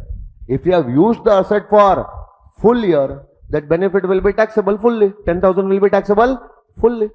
But bloody, if you have used the asset only for 9 months or few days during the previous year, so the benefit has to be calculated for those days, those months for which you are using, no? So you are using only for, so if 10,000 is the benefit for 12 months, how much should be the benefit for 9 months? 9 by 12. That is the benefit taxable for you. Hello? Now if the asset is given to you, from 19th of December 2024, this is the date on which the asset was given. Tell me for how many days the asset will be used by you. From 19th of December till 31st March. This is the period for which you are going to use. How many days? See, in December, how many days are there? 31. Out of 31, reduce 18. Reduce how many days? 13. 13 days of December, January 31, February 28, and March. Total 103. This is the number of days for which you have used the asset. So now that 10,000, the benefit which you have calculated, how did you calculate it? Actual cost was 1 lakh. And this 10% you have calculated, this 10,000 is the benefit for full year. If you would have used the asset throughout the year, then this 10,000 would have been taxed. How many days out of the year you have used the asset? So this divided by 365 multiplied by 103. 2,820. This is the taxable value. Will you remember this? Sure. Now wait. Actual higher charges also, the logic remains. Higher charges for full year will be taxable in your hands, provided the asset is used for the full year. Otherwise, the higher charges will be taxable for those many months, those many days for which the asset was actually used by you. So take the higher charges paid by employer for those many months, those many days for which the asset was actually used by the employee. Will you remember this? This is a very easy perquisite, but students commit mistake in these kind of small things. Don't commit mistake here. Okay, no? Now pay attention. Now we are talking about movable asset given for use or sold. Now if the movable asset will be sold to you, will you get any benefit? Employer is selling a movable asset. Employer is selling to the employee. You are an employee. I am your employer. I am selling one movable asset to you. If I will sell the movable asset to you, will you get any benefit out of that? How come? The value of the asset which I am selling is more, and the amount which I am recovering from you as a selling price is less. Isn't it a benefit? Hello? The asset whose value is higher, as on the date of sale, the value is higher, is sold to you at concessional price. Now here the asset is not given for use, here the asset is sold. The ownership is transferred. Yes or no? So in that case, you will have to see that if the employer is selling the movable asset to the, and now the sale is happening at, meaning the value of that movable asset is higher than then the benefit will arise. then the benefit will, and that benefit will also be treated as perquisite, taxable in the hands of employee. How to calculate that? How to calculate? Very easy, sir. Very easy. Calculate the value of asset. Calculate the, and you have the selling price. If the value is 1 lakh and the asset is sold to you for 40,000, how much is the benefit? Yes or no? 40,000 selling price will be given in the question, but this value will not be given in the question. As on the date on which the asset is sold, as on the date on which the asset is, how much was the value of that asset? Directly it will not be given in the question. You will have to find out this value. How will you find out? How will you find out? Very easy. Do one thing. You will have to first see that the employer who is selling you this movable asset, employer who is selling you the, at how much cost the employer acquired this asset. So first identify when the asset was acquired by employer, and at that time at how much cost the asset was acquired by the employer. Yes or no? So you will have the actual cost. You will have the of the to the. Now this actual cost would have been incurred by the employer. Now employer has acquired that asset and employer is using that asset in his business. And after using that asset in the business for some time, the asset was sold to you. Yes or no? Hello? Before selling and after buying. After buying, but before selling, the asset was used by the employer in his business also. So now don't you think because of the use of the asset in the business, there would have been wear and tear? Wear and tear means depreciation. Hello? The depreciation which I am talking here is completely different than the depreciation which we are going to do in PGBP. PGBP it is different and here it is. Don't mix both the things. Ayyo. Getting my point? So for the purpose of valuing the perquisite here, we are talking about wear and tear. Yes or no? So the rule says that after buying that asset, but before selling you that asset, the employer would have used that asset in his business for every completed year of use. Did I say for every day of use or every completed year of use? Wear and tear will be reduced out of the cost. For every completed year of use, the wear and tear, meaning the depreciation, will be reduced out of the cost. That will give you the value. That will give you the value. And at what rate the wear and tear will be reduced? If motor car is sold, no, then wear and tear will be at 20% WDV basis. If computer, laptop or electronic gadget is sold, no, then wear and tear will be reduced at 50% WDV basis. And if any other movable asset is sold, then the wear and tear will be reduced at the rate of 10% SLM basis. Motor car, WDV basis. Computer, laptop, electronic gadgets, 50% WDV basis. Any other movable asset, 10% SLM basis. So this is the rate at which the wear and tear should be calculated. Rate and method. Apply this rate, follow this method and calculate the wear and tear for every completed year of use in the business of the employer and reduce the wear and tear. That wear and tear will be reduced out of the actual cost, will give you the value of the asset. Yes or no? Now let's take one example. Let's take one Employer is having motor car. Employer is having, this motor car was purchased by him on 1st of November 2000. Now, what was the actual cost of the motor car? It was 5 lakhs. Now, after purchasing the motor car, the employer started using this motor car in his business.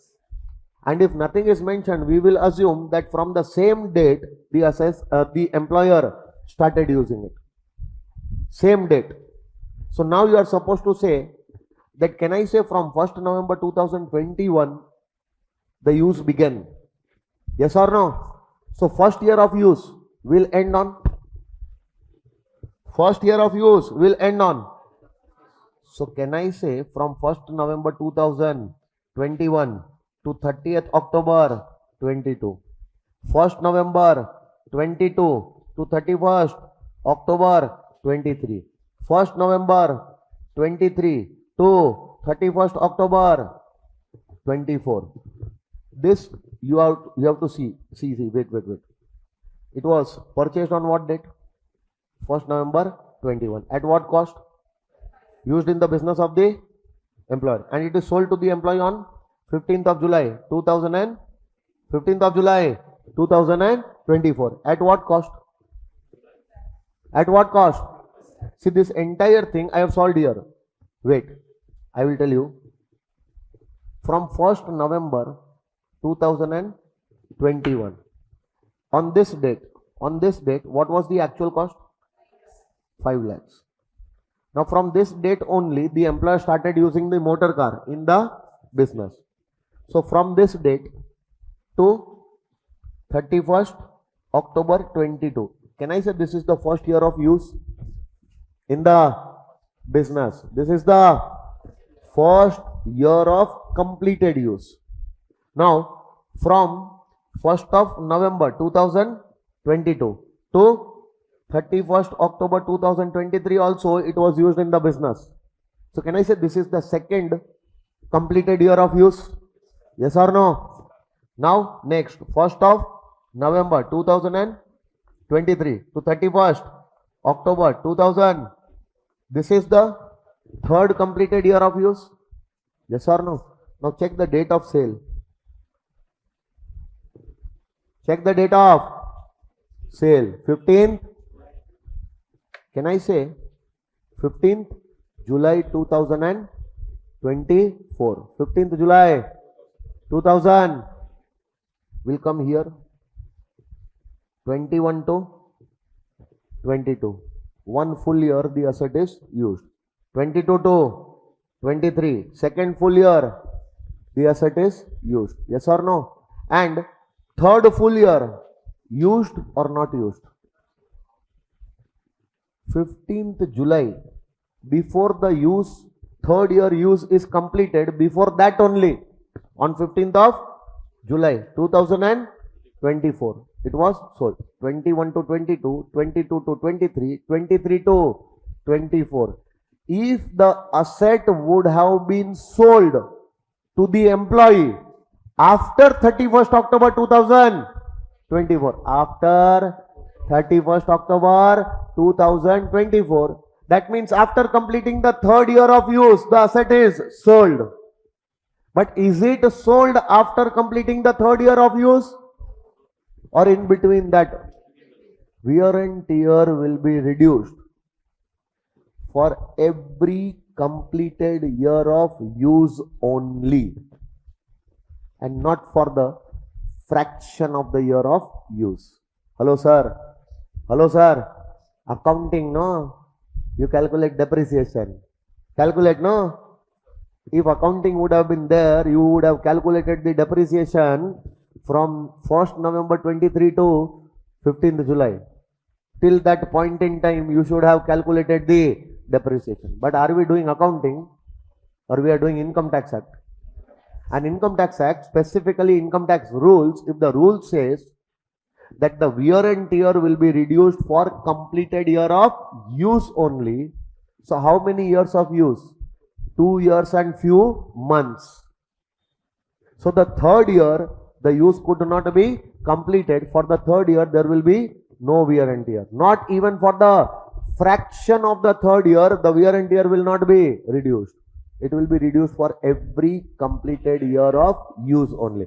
Now tell me, this is the first year of use, this is the second year of use. So for 2 years, you are supposed to calculate the depreciation, wear and tear. At what rate? 20%, WDV basis. Why? Because the asset is motor car. If the asset would have been computer, laptop, electronic gadget, I would have reduced 50%, WDV basis. Yes or no? Any other asset? 10% SLM basis. So first of all, 20% for the first year will be 1 lakh. Yes or no? 20% for the second year will be 4 lakhs into 20%, because it is to be calculated on reducing balance method. Yes or no? So it will be 80,000. Now tell me, 5 lakh minus 1 lakh minus 80,000. Can I say this 3,20,000 will only be treated as value as on the date of sale? So as on the date of sale, what is the value of your car? And that car is sold by the employer for how much? 2 lakhs. This is sold to you for, so how much is the benefit? 3,20,000 value is there, employer is recovering only 2 lakh. How much is the benefit? 1,20,000. Yes or no? Yes or no?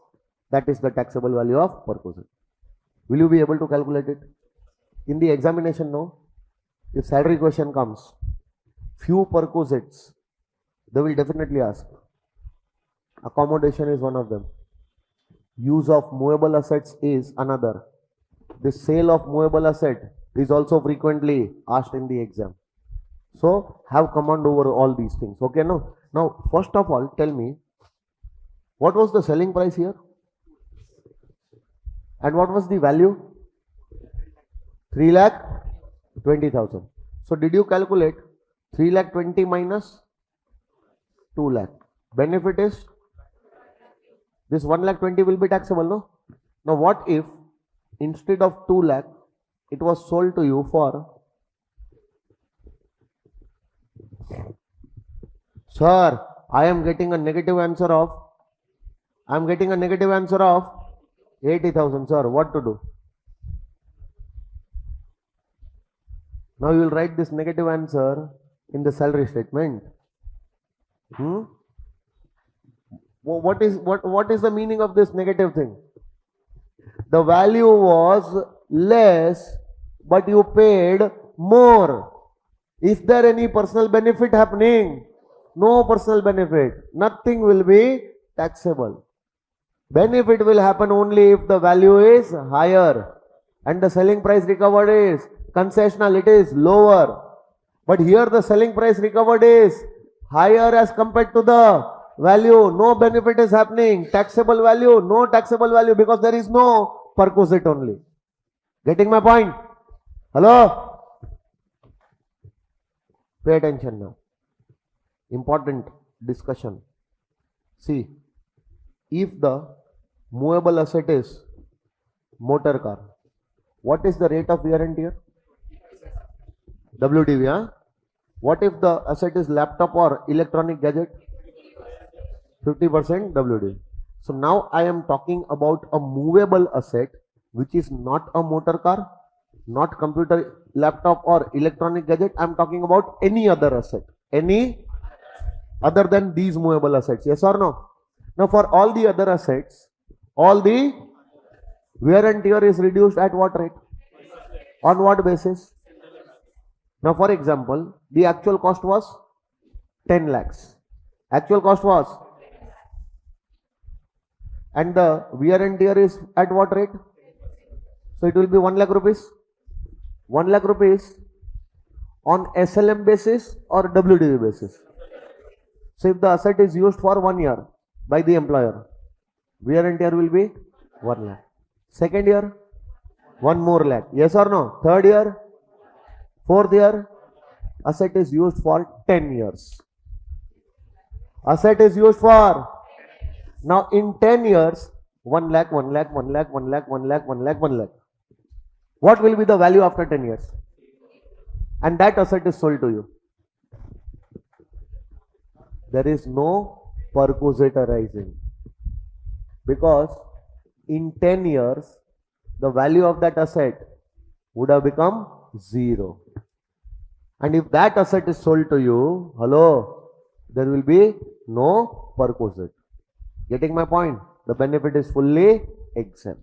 So if any other movable asset purchased by the employer and used by the employer in the business for 10 years or more, already the value has become nil. Why? Because the wear and tear is at the rate of 10% on SLM basis. Yes or no? And now that asset is sold to the employee after using in the business for 10 years or more. There is no personal benefit arising in this case to the employee. It will be fully exempt. Taxable value here you will take as nil. Will you remember? Yes or no? Now one question I'll ask you.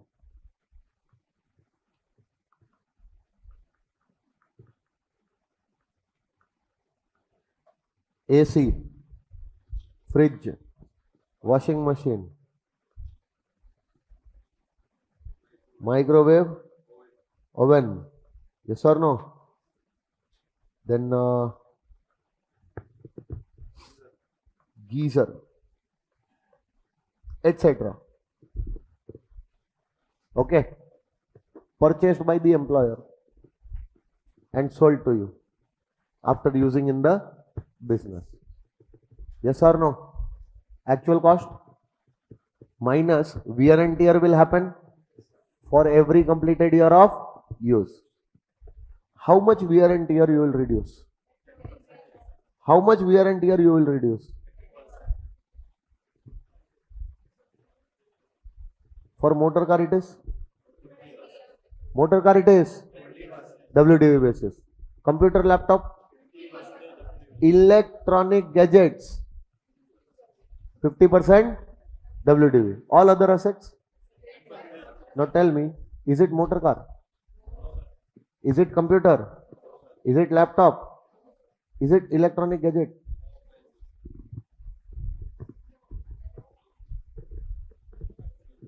Did you understand my question? Is it electronic gadget? These are electronic home appliances. They are not gadgets. They are not. And by mistake, sir, to run all these items, we need what? Electricity, no sir? So they are electronic? Bloody, they are not electronic gadgets. They are electronic home appliances, white collar goods. What are electronic gadgets then? Mobile phones, tablets, then digital diaries. Getting my point? The gadgets. The gadgets are electronic gadgets. These are not electronic gadgets. Even though they run on electricity, but they are known as home appliances. So they are not EG, electronic gadgets. They are all other assets. So wear and tear in the case of these assets will be reduced at 10% SLM basis and not 50% WDV basis. Please be careful about this. Yes or no? Next, the last perquisite of clause 8. Any other benefit, amenity, facility, service, privilege. Benefit, facility, amenity, service, privilege given by the to the simple whatever cost the employer has incurred in arm's length transaction. Yes or no? Whatever cost the employer has incurred to provide these services to the employee will be the benefit in the hands of employee minus the amount recovered from the employee. That's it. Now tell me, have you heard that telephone or mobile bills of the employee paid by the employer? Hello? Reimbursed by the employer? You pay, employer will reimburse. Or you don't pay, employer will himself pay. Isn't it a benefit happening to the employee by the employer? Is it prescribed anywhere? Is it notified anywhere? No. So this will be clause 8. This will be covered by clause. But wait. If you will cover it under clause number 8, then the value will be taxable in your hands. Yes or no? But don't you think that mobile and telephone may be used for official as well as personal, both purposes? It is not necessary that the mobile or the telephone will be used only for personal or only for official. It can be used for both purposes. Now to determine that how much use is towards official purpose and how much use towards personal purpose, it is next to impossible. Next to. Hence, whenever the employer will give you benefit for your telephone, mobile, by paying your mobile bills, by paying your telephone bills, or reimbursing those bills, yes or no? Out of that benefit, how much is personal, how much is official, cannot be ascertained. Hence, the benefit is fully. All other benefits, amenities, facilities, services, privilege by the employer to the employee will be fully taxable, but not this one. This will be fully exempt. Will you remember? Same thing I have written here. See, mobile or telephone bills, yes or no? Paid or reimbursed by the, is it a perquisite? Yes, but it will be fully exempt. But now, to put you in trouble, what the examiner will say, that rupees 500 per month given by the employer to the employee to pay the mobile bills or telephone bills. Tell me, is it a perquisite?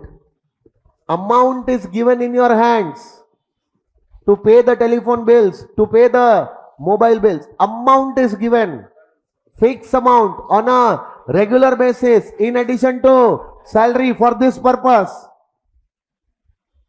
Is it a perquisite? Exempt, or it is an allowance? Fully taxable. Just think that if you by mistakenly consider this as a, you will exempt it. But it was not a perquisite, it was allowance which is fully. And any amount out of this you have actually paid for mobile, for mobile bills or telephone, out of this allowance, any amount spent will be irrelevant, because the allowance itself is fully taxable. Out of that allowance, any amount spent will be irrelevant. Will you remember this? So this was your, all the clause 8. All the perquisites done. Now 2 more perquisites we are supposed to see. See, because of the proviso to section 17.2, medical facility is there. What is there? Medical facility means that medical treatment is happening. Medical for a patient. Now who is the patient? It is very important here. Who is the patient? Employee can be the patient. Employee's spouse, employee's children may or may not be dependent on the employee. But employee's brother, sister and parents who are dependent on the employee. So the patient can be employee himself or employee's spouse, children, dependent brother, dependent sister and dependent parents. Any of them can be a patient.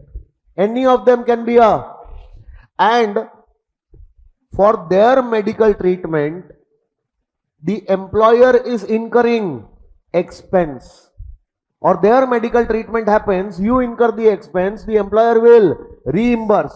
So that is known as medical facility.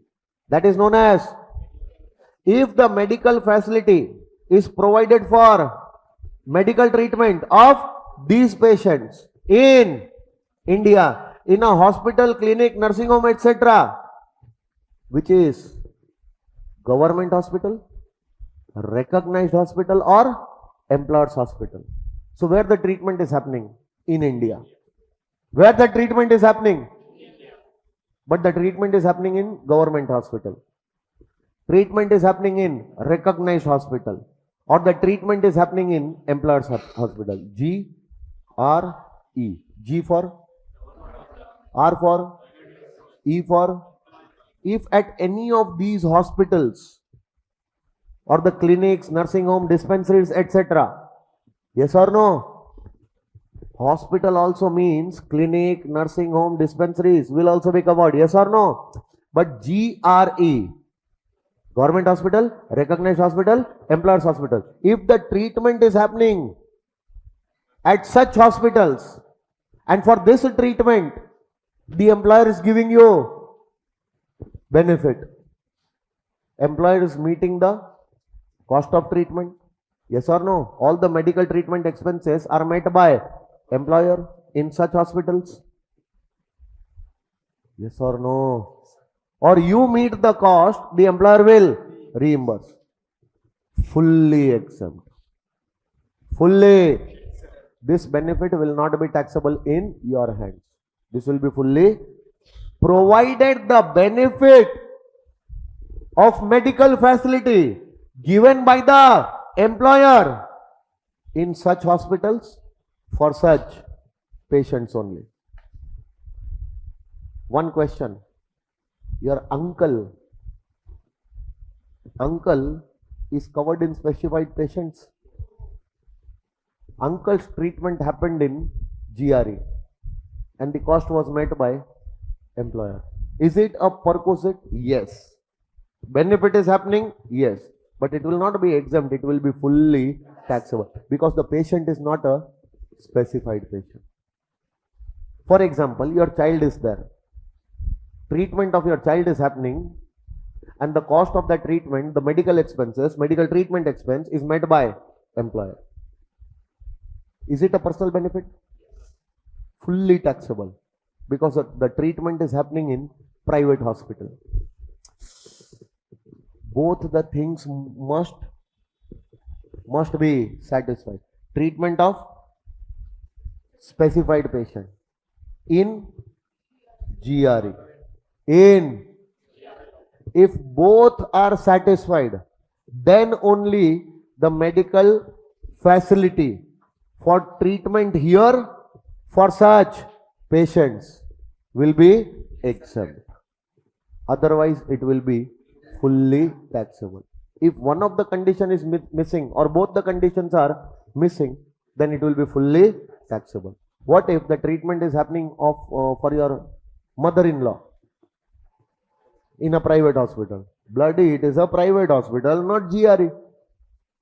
And mother-in-law is not a specified patient also. Fully taxable. If the employer is meeting that cost, yes or no? It is a personal benefit, it will be fully.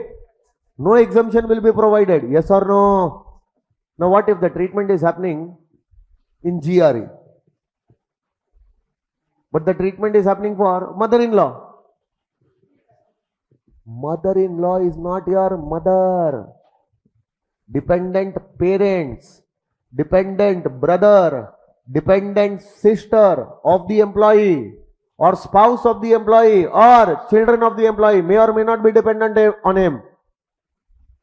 Mother-in-law is not a specified patient also, no? So even if the treatment is happening in GRA, the benefit will be taxable, fully taxable. Yes or no? Now what if the treatment of your spouse is happening in employer's hospital? It will be fully exempt. The benefit for that treatment given by the employer will be fully exempt because both the conditions are fulfilled. Getting my point? Should I move ahead? So this is a personal benefit which will be fully exempt. Taxable value will be nil. In any other case, in such benefit will be, and how much will be the taxable amount? The amount spent by the employer for that treatment, etc. Yes or no? Will be your benefit. It will be fully taxable minus if any recovery happening from you.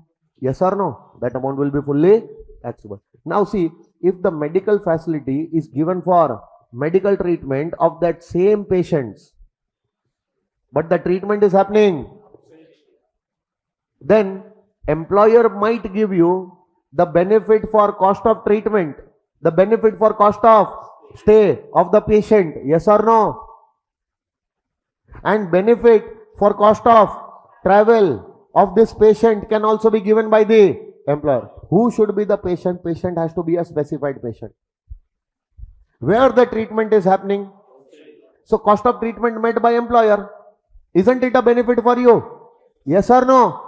It will be fully exempt if it is within the limits of RBI. Within the limits of RBI.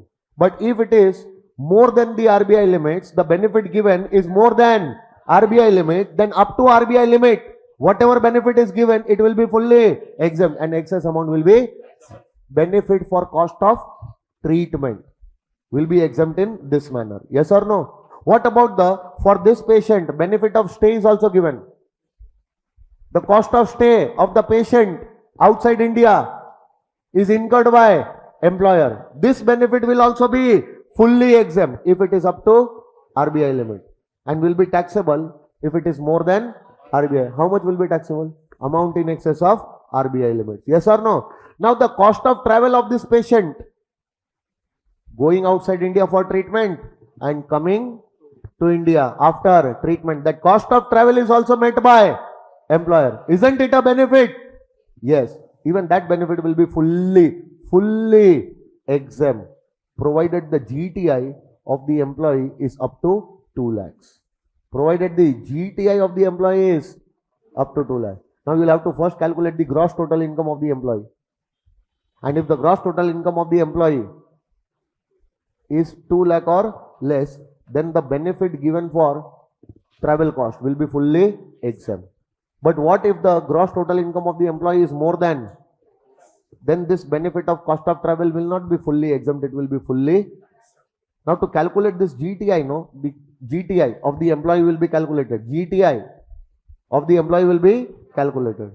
All the 5 heads of income will be taken. All the 5 heads of income will be taken, including salary head. But salary head will include everything except this perquisite, because you are identifying whether this perquisite is being taxable or not. So without considering the value of this perquisite, yes or no? Without considering the value of this perquisite, the salary head will be calculated. Then house property, PGBP, capital gain, other sources, set off, carry forward and clubbing, then total it will be GTI. And that GTI should be less than or equal to 2 lakh. Then the benefit will be fully exempt. And if that GTI is more than 2 lakh, then the benefit will be fully taxable. Yes or no? Now pay attention. All these benefits are given for this patient, can only be exempted, provided the treatment is happening outside India. So treatment of this patient outside India, and for this patient, if these benefits are given by the employer, then these benefits will be exempt. How it will be exempt? It will be exempt in this manner. Yes or no? Now my question is, if the treatment is happening outside India, patient goes outside India, some person will also accompany the patient. Yes or no? For example, my child's treatment is happening. So my child will go there. Child is a specified patient. Yes or no? For child, I will get these benefits and I will get the exemptions like this. Yes or no? But for the treatment of my child, even I will have to go with my child. So will I go with my child? What about my cost of stay? What about my cost of travel? Can it be met by employer? Yes. So even that can be exempted in the same manner. Yes or no? Cost of stay and cost of travel of attendant met by the employer can also be exempted in the same manner. Yes or no? But it can be exempted for only one attendant. You are not going there for picnic now. Hello. Myself also going. My wife is also going. See, who is the patient? Child. Child is a patient. Myself going. Hello. My wife is also going. My appa and amma. For them, grandchild is there, no? Hello? So even they are worried. So, my father, my mother, myself and my wife, we 4 people are going for treatment of my child.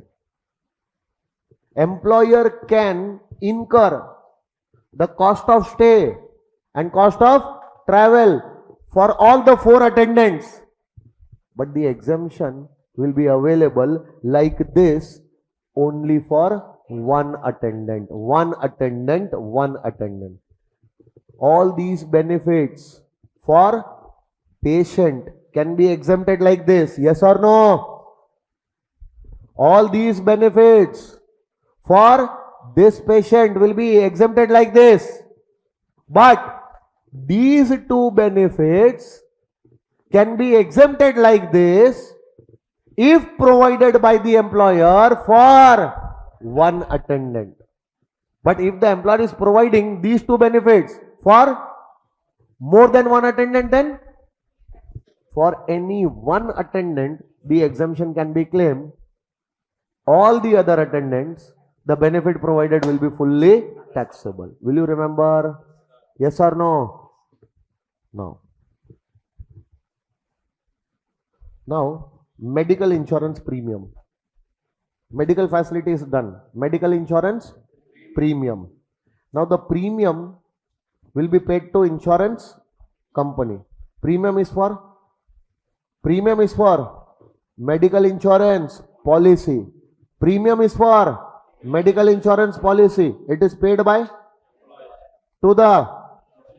Now the policy was taken for employee, employee's spouse, children, dependent brother, dependent sister and dependent. Now the policy for employee, mediclaim policy of the or employees spouse, employees children, employees dependent brother, dependent sister, dependent parents. So the medical insurance policy is taken for them, and for that policy whatever premium is supposed to be paid is paid by the employer to the insurance company. Isn't it a personal benefit? Yes, but it will be fully exempt. It will be fully. If that same medical insurance policy is taken for any other relative of the employee and employer is paying the premium for such medical insurance policy, then that premium will not be exempt. That will be fully taxable. That personal benefit will be fully taxable in the hands of employee. So are you an employee? Are you an employee? Yes. Your uncle's medical insurance premium paid by employer. Isn't it a personal benefit? It will be fully taxable. Hello. You have a brother. Your brother's medical insurance premium paid by employer. Fully exempt. If the brother was dependent on you. Dependent brother, dependent sister, dependent parents. But if the brother was independent, then it will be fully taxable. Yes or no? Hello, sir. Did I talk about life insurance premium or medical insurance? Life insurance premium bloody for you or any of your relatives paid by the employer. It will be fully taxable. Under clause 5 only we have seen that. 17 subsection 2 clause 5. We have already seen that. Hello, sir. Will you remember this? Now tell me, if the employer is paying premium, employer is paying to the insurance company. Now the premium is paid on personal accident policy. PAP means, or GIP, group insurance policy. Personal accident policy or group insurance policy of the employee. And on that policy, whatever premium was there was paid by the employer to the. There is no personal benefit arising here in the hands of the employee. Because this premium is not paid by the employer to the insurance company to provide the personal benefit to the employee. This premium is paid by the employer to the insurance company to safeguard himself. that God forbid if some incidents happen, an employee loses life or he becomes handicapped, yes or no? At least group insurance policy is there, personal accident policy is there. So I will have to give him what? Compensation. That compensation I will not have to give. That compensation will be given by the insurance company. So I am shifting my risk which might come on me, myself, yes or no? By taking the insurance policy. This is not with an intention to provide personal benefit to the employee. This is with an intention to safeguard myself. So any premium paid to the insurance company to safeguard myself, how can that be treated as personal benefit? Fully exempt. If it is for personal accident policy or group insurance policy of the employee, yes or no? Hello sir. Hello sir. Premium paid to insurance company by the employer for the life insurance policy of the employee or any family member of the employee will be fully taxable. And for that, employee will also get the deduction under section. So deduction under section 80C will be available to the employee. First, this will be treated as your income and it will be taxable. And later on, from your gross total income, take the deduction under section 80C. Will you remember? Yes or no? Now last one, leave travel assistance. Leave travel, employer is giving leave travel assistance to the employee. Very simple thing I will tell you. What is leave travel assistance? You and your family members going on a vacation. So to go there and after spending the vacation, you will come back from there. So going and coming back. Going and coming back. You will go and come back by some airline. So ticket cost of the airline. Or you can go by train also. Come back by train. So ticket fare of the train. Or you can go by bus also. Or any other mode of conveyance. Yes or no? Will you spend money on the journey? Will you spend money on the journey, ticket fare and all? So to meet the cost of that journey, to meet the cost of travel tickets, the employer will give you some money. And that is known as leave travel assistance. Leave travel assistance. Assistance means money is given. Hello sir. So tell me one thing. If the employee and his family members, if the employee and his are embarking on a journey while they are on vacation, they are embarking on any journey to a place in India, and for that journey, they are embarking on a journey to a place in India, and for that journey, the employer is giving LTA. That LTA will be exempt. That LTA will be under section 10, subsection 5. So, condition is LTA should be given for journey to a place in. What if the LTA is given for a journey to a place outside India? That LTA will be fully taxable. Bloody, you are going to Singapore to spend your holidays, and for that your employer is giving you what? LTA. That LTA we are not going to exempt. Go to Kulu Manali, go to Jaipur, go to Udaipur. There are many places in India. Understanding? Who is going? So for employee, the LTA will be given. It will be exempt. Along with employee, other person can also go. Family members.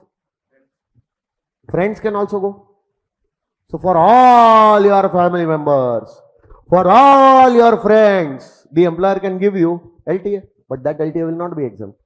LTA will be exempt only if it is given for specified family members. Spouse, children, dependent brother, sister and parents. So employee will go employee will get LTA. His LTA can be exempt. Along with employee, spouse can go, children can go, dependent brother, sister and parents will go. Yes or no? And for them also, if the employer is giving what? LTA, that LTA can also be exempt. LTA given for any other family member. Even if the journey is performed to a place in India, LTA given for any other family member will be fully taxable.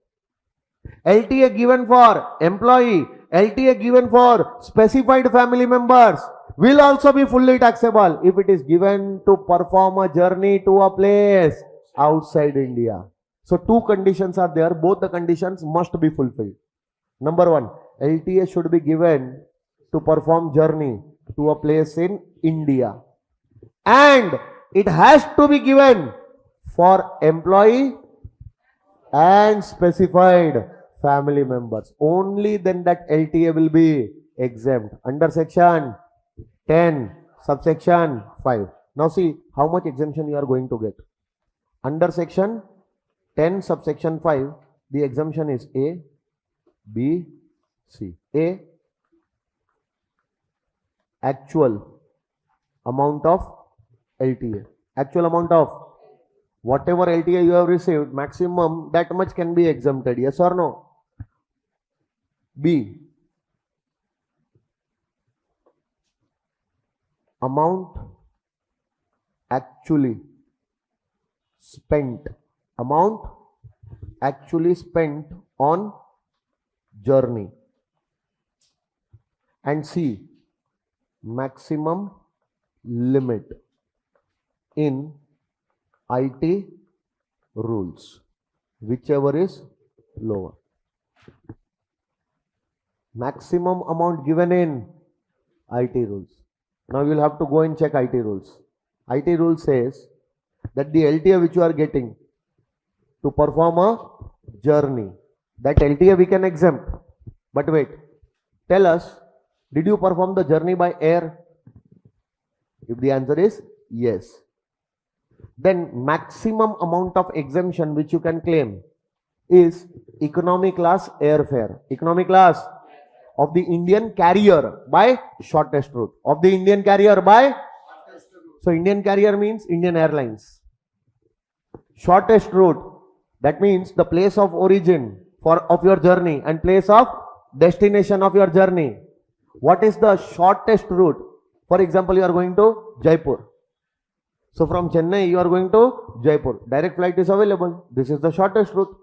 Or you can take a route Chennai to Mumbai, Mumbai to Jaipur. Other route is Chennai to Delhi, Delhi to Jaipur.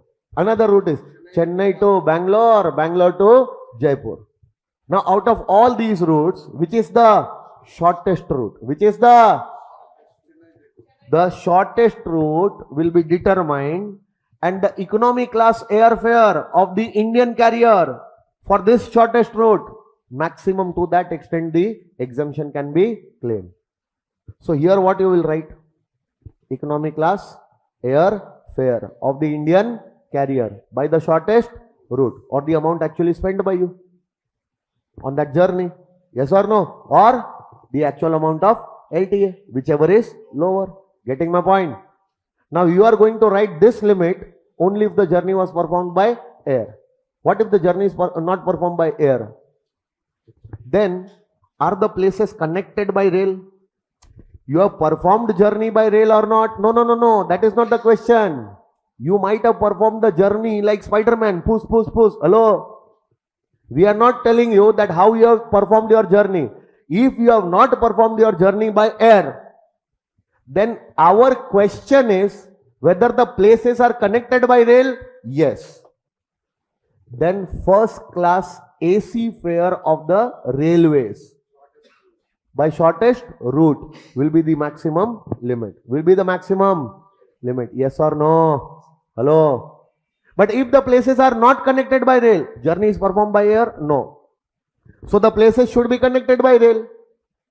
What if the places are not connected by rail? Then is there any recognized mode of transport in existence? If the answer is yes, then the deluxe class fare of that recognized mode of transport will be the maximum limit. Yes or no? Hello. Sir, journey is performed by air? No. Places are connected by rail? No. Recognized mode of transport in existence? No. Then it will be assumed as if the journey is performed by rail.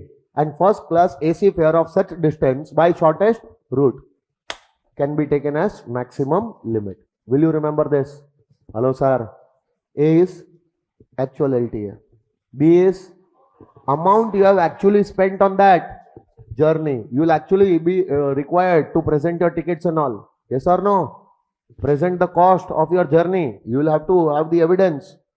Or the maximum amount. What is the maximum amount? Economic class airfare? Or first class AC fare of railway? Or deluxe class fare of recognized mode of transport? And if none of them is applicable, it will be assumed as if the journey is performed by air, and first class AC fare of that distance will be the maximum limit. Getting my point? A, B, C, whichever is. A, B, C, whichever is, will be the amount of exemption available from your LTA. The balance amount will be taxable. But very important thing. The exemption available under section 10(5) will not be available if the assessee is following 115 BS. If you are following 115 BSc, the exemption available for LTA will not be allowed. Full LTA will be taxable. Yes or no? And if the LTA is given, for your children, for all the children LTA given, then that LTA will be exempt for maximum 2 children. Maximum. The children who are born on or after 1/10/98. But if the children were born prior to this date, for all such children LTA is given, can be exempted. Yes or no? But if the children are born on or after 1/10/98, and for these children if the LTA is given, maximum 2 of such children the LTA can be exempted. Will you remember this? This is the end of all perquisites. Done, sir? Perquisites over.